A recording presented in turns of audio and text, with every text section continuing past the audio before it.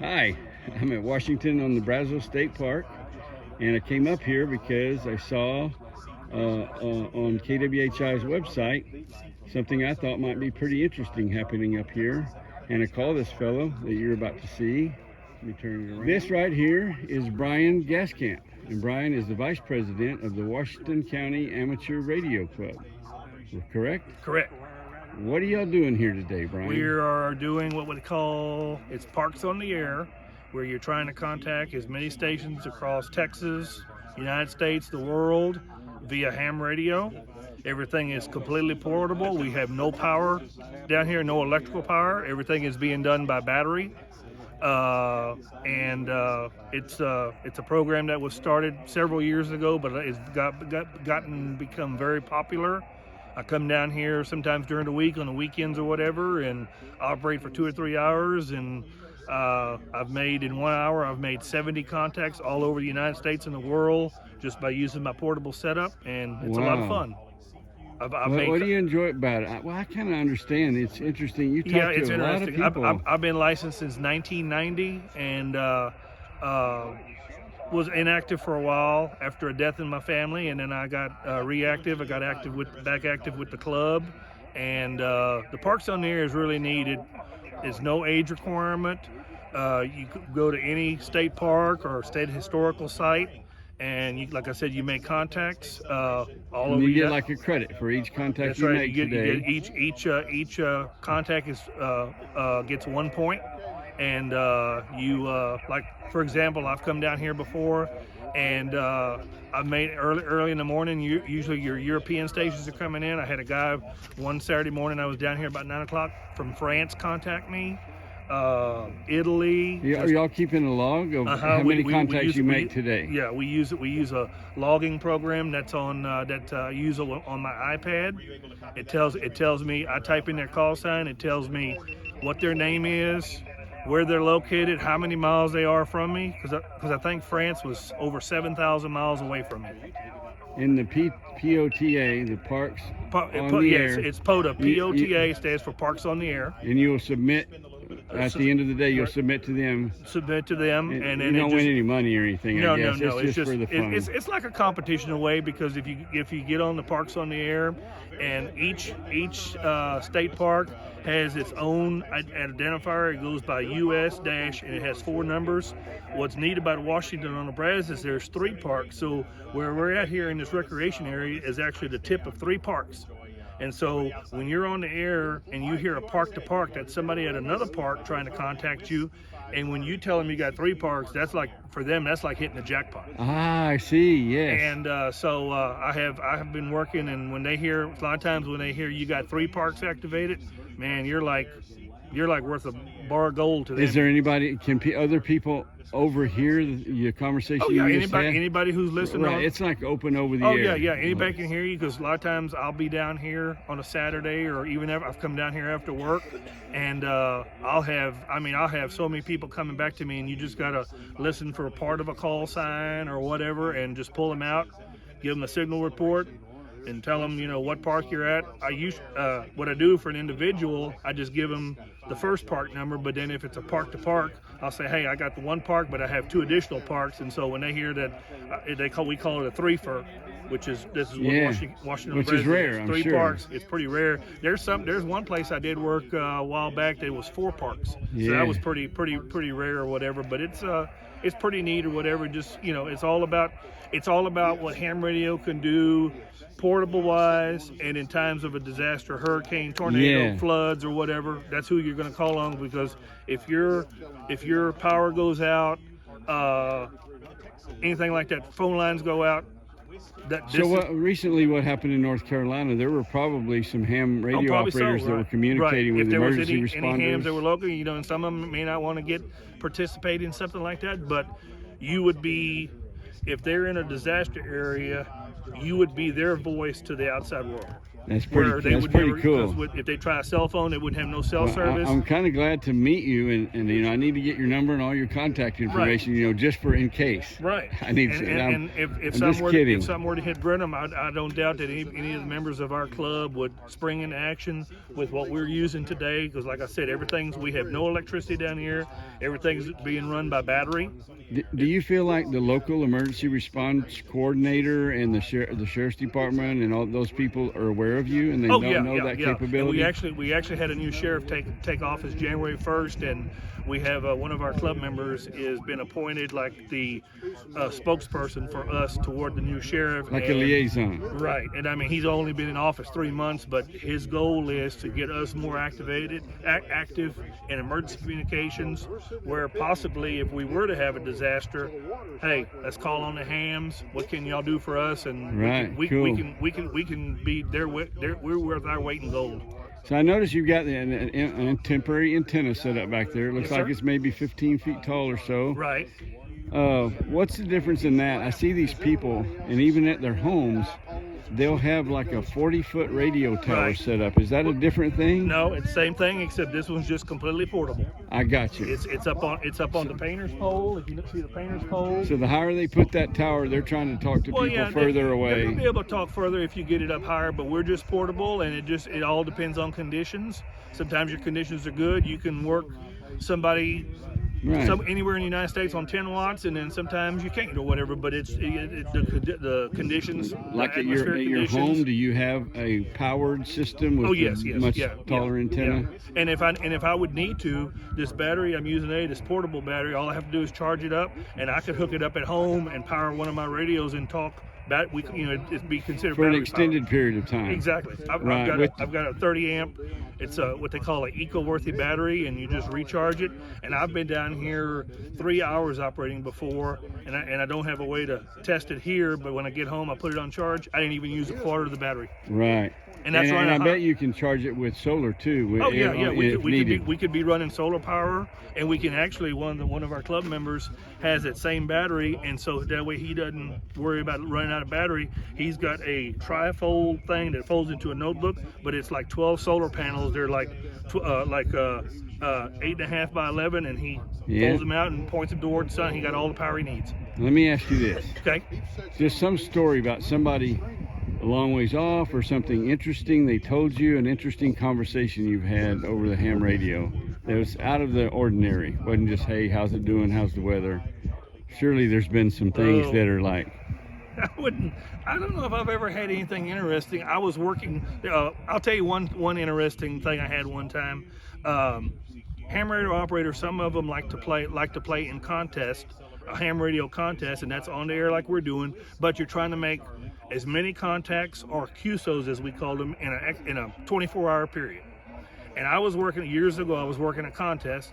Had an old PC I was logging, and the guy came back to me, and his call was November Uniform 5 Delta Echo. And when I typed it in on my logging program, I looked at it. It was the Naturalist Society out of Bastrop County, and first thing I thought to myself, and I saw NU5DE, I was like, hey, that's nude spelled with a 5, and I was like, wonder if the guy got any clothes on. Right. Just something, but never. He might have been right up here in Washington County, right? We got our own. Mm-hmm.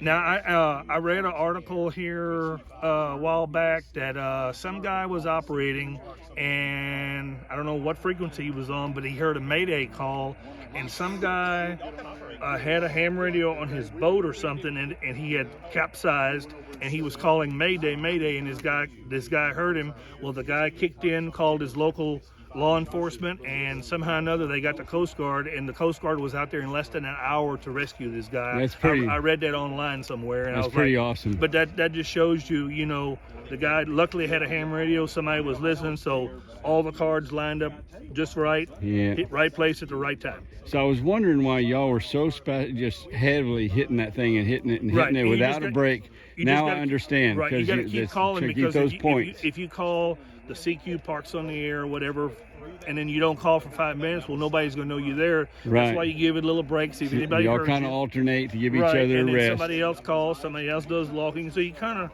alternate back and forth or whatever. But that way people know you're out there. Well, Brian, I really appreciate you talking with me on your break. It's No fascinating, I think. Yes, and it's very I interesting. can hobby. tell y'all are very passionate about this.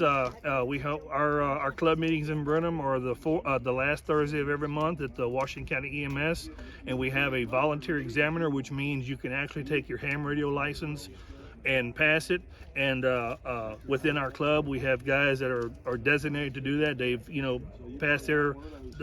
passed their higher class license, and we give VE testing at all the club meetings. And so it's an interesting hobby. Independence Day, CQ Parks on the Air.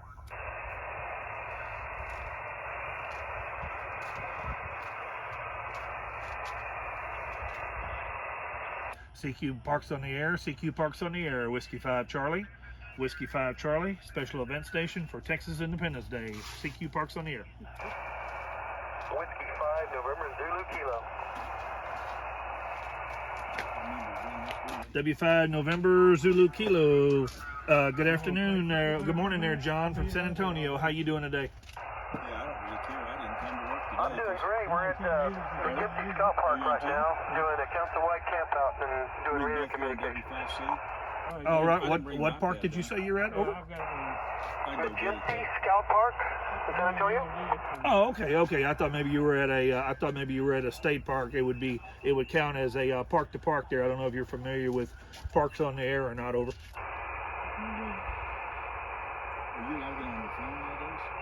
Yeah, I'm getting a lot of interference right now, a lot of noise. I'm having a hard time copying you, but you were 5-5 before. Yeah, I think the band's up and down. All right, well, I won't hold you, John. Thanks for the contact here for our special event station 73, and you and the Scouts have a great day. Over. Yes, sir. 73. Thank you for the contact and good luck. CQ Parks on the Air, CQ Parks on the Air, Whiskey 5 Charlie, Whiskey 5 Charlie, special event station for Texas Independence Day. I wouldn't do the W5C. You'll do W5C, but what you do is you send your log to me. CQ Parks on the Air, CQ Parks on the Air, Whiskey 5 Charlie, Whiskey 5 Charlie, special event station for Texas Independence Day, CQ Parks on the Air. We had some solar flares earlier in the week, didn't you? I just posted it on like 5 YouTube or Facebook groups. CQ Parks on the Air, CQ Parks on the Air, Whiskey 5 Charlie, Whiskey 5 Charlie. CQ, CQ, CQ, CQ Parks on the Air, CQ Parks on the Air, Whiskey 5 Charlie, Whiskey 5 Charlie, CQ Parks on the Air for the Texas Independence Day celebration, CQ, CQ, Whiskey 5 Charlie.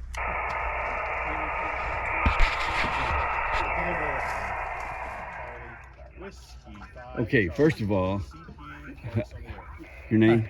Tony. Tony? I'm Randy, W5 Randy? CLV. And Randy, that's your call sign on your hat, right? That is my call W5 sign. CLV. And the call sign there. And this is my one for what we call Parks on the Air, where we make contacts from state park to state park or state park to federal park. Right. It's not a contest, right? It's just a thing It's fun. for like-minded people who like ham radio operations. That's correct. Yeah. I'll add on to that, it's not just another park. People in their houses or their RVs or trucks Right. or whatever are calling I understand. SMS back. So And they don't necessarily have to be in Texas or in the United States. no, With somebody, we might get to talk to somebody in London today or Probably wherever. not London, but we do maybe get Chile. Chile. Chile? A lot of South America we tend to get right now. Yeah. What does that depend on? Weather or atmospheric interference? Ionosphere, sunspots, all that affects it. And right Weather now, can, I guess. yeah. weather can. So in a month, it may be different where you're getting the strong signals. It could be different on the day. Ah, It could move their daytime as the morning to afternoon to even in the position of the sun and things like that. Everything affects it and changes it. So, Randy, you said that was your grandfather? that was my grandfather's call Your sign. grandfather's call sign. Was it your dad's too? No, my dad wasn't into ham radio. I see. But my mother had always remembered. He died young. I was young when he died, so I knew him, but I didn't really know he was in ham radio at I that got you. time. But my mother always knew the call sign, and so I kept watching it at the FCC for years, and one day it came available. And so then you can petition the FCC for what they call a vanity call sign, and you prove your relationship to them. I got you. And instead of going in a rotation, they'll let you have it. And who is it that certifies that licenses a ham radio operator? The FCC. The Federal Communications Commission. That's the ultimate. We voluntarily take the test with 3 monitors, but the government is the final say-so. So you can't just mail in an entry fee and get one. You have to prove that you know what you're doing and you will abide by the regulations. That is correct. Once a month we hold tests in Brenham. I see. And anybody want to take a test, they can contact me or Dennis Cody, and we'll set it up. Yeah, I will leave all the contact information in the description below this video, and I appreciate the information. Let me ask you this. Let's say somebody just wants to get into it. You know, they don't want to be full bore. They want to try it out, and they go to the trouble and they come and y'all give them a little how-to, a little ham radio 101.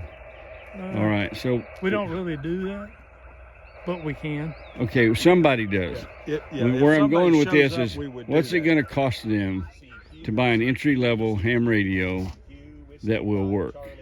A few $100s, a few $1,000? Okay, you can get by with $35 to $65.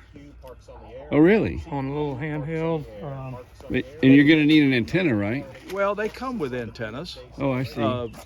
And these are smaller. You're radios. kidding. That's a walkie-talkie. About $45, yeah. But now that's not one that you're going to talk to around the world on. This is more local. It's a different type of frequency. I got you. So I thought the ham radios went like in a tower to tower to tower to tower to go long distances. That one that he's using does not. That's working off the antenna here. Yeah. And it's going to bounce off the atmosphere. Well, it bounces off the atmosphere, not antennas. There is no antenna towers anywhere. That's it right there. So somebody on the other end has another antenna somewhere in that part of the world. And this one, it's out long distance. Hits a repeater like in Brenham, over here at Prairie Hill. Yeah. Fire department. And then it sends it to another radio. Now, how do people talk to somebody like in Japan? That's all bouncing off the atmosphere? Or is that shortwave? Not necessarily, but that's the normal way. What's the furthest away you've ever talked to somebody on a ham radio? I think when that was when that was when Brian. France was probably one of my ones I remember, because I was telling Brian here that we probably wouldn't get any long distance today, and next thing you know, France called. And so that was. Was there a language barrier, or was somebody spoke English? No, he understood English, and we were excited to get it. So it was a lot of fun. That's awesome. My longest has been New Zealand and Australia. Yeah, New Zealand and Australia, very cool. Yeah, and a couple times Japan. Is what we're doing here today, is this an annual event? I'll say first annual. First annual. Oh. I plan on doing it again every Independence Day. But this is park to park something day. Does the Parks and Wildlife sponsor that, or is there any organization, or y'all just invented it? No, it's we got the planner over here on this side. It's Parks on the Air. It's a worldwide organization. Oh, Parks on the Air is worldwide. So someone, if they pick it up, they could be in Mexico City at a park and talk to y'all, and it would qualify. They could be at their house. They could be at their office. Oh, I see. They don't have to be at a park. But you're at a park, so it counts. It counts. That is correct. Half the contact has to be at a park. I see. That's why y'all all come meet out here. And that way you can get together and talk about ham radios and share stories and all that good stuff. That is correct, and we do a lot of that. And Brian, and qualify. Brian, over the one you talked to, I think he's the park leader. Yep, I think he has more contacts in this park than anybody else does. Yeah. All right. Well, I'm going to go check that out. Thank you, fellas. I appreciate it. Appreciate you coming out today. I'm glad to be here.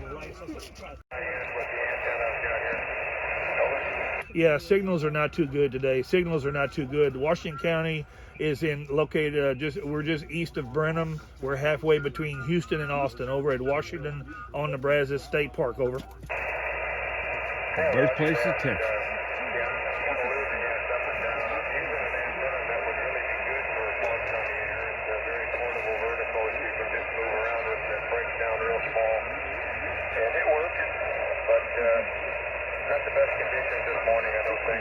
officers at the festival? Yeah, conditions are a little might need to crappy go to the today, but that's all festival, I right. think. Hey, we're having fun here, and we got a pretty day. So what more could we ask for? No, roger that.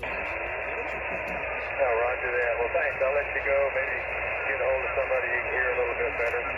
Enjoy your day. Enjoy this weather. And I hope you'll talk to you again. W5 Charlie, WB9YLR in Greenville. 73 WB9YLR, or Whiskey 5 Charlie for Texas Independence Day. 73. CQ Parks on the Air. Okay, there you go. If you're interested in becoming a ham radio operator or learning more about it, I will put all the information about the Washington County Radio Club in the description below. And as always, I hope that your blessings are many and your troubles are few. And until next time, I'm out of here. Thank you so much for watching.